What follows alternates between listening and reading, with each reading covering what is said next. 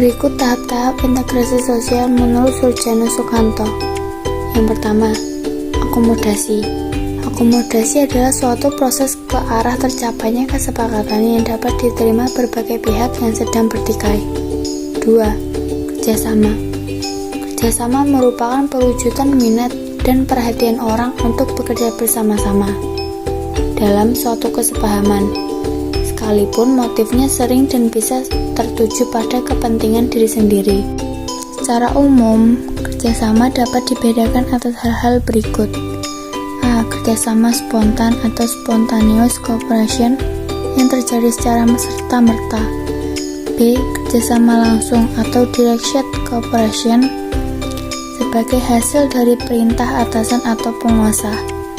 C. Kerjasama kontrak atau contractual cooperation, yaitu kerjasama yang didasarkan atas kontrak atau kesepakatan formal. D. Kerjasama tradisional atau traditional cooperation, yaitu bentuk kerjasama sebagai bagian atau unsur dari sistem sosial.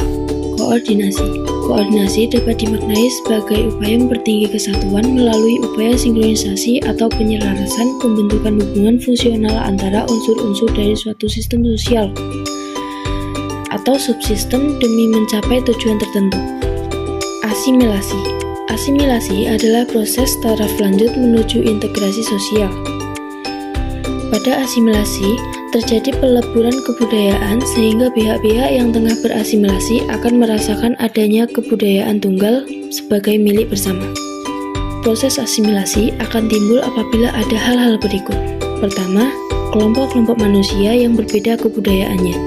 Kedua, individu-individu sebagai warga kelompok tadi saling bergaul secara langsung dan intensif.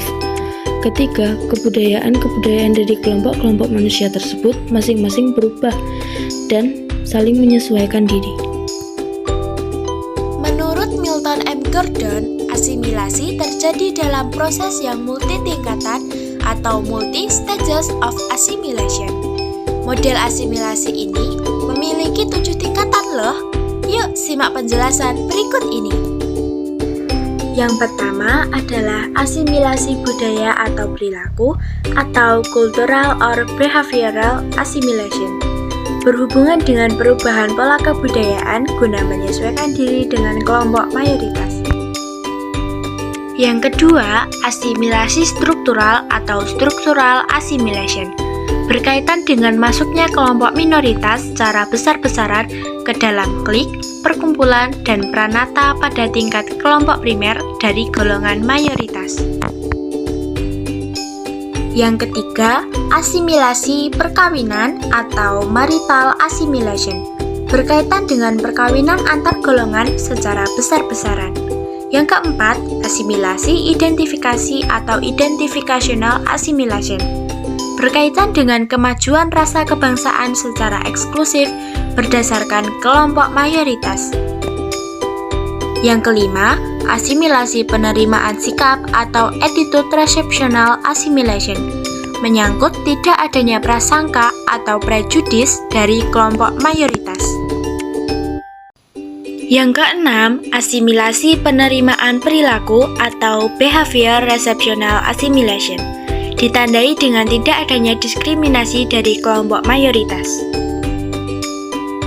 Dan yang terakhir adalah asimilasi kewarganegaraan atau civic assimilation, berkaitan dengan tidak adanya perbenturan atau konflik nilai dan kekuasaan dengan kelompok mayoritas.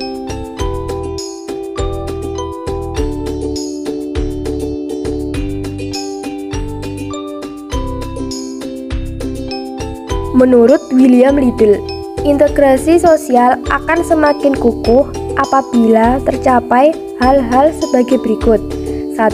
Adalah sebagian masyarakat bersepakat mengenai batas-batas teritorial negara sebagai salah satu wilayah politik.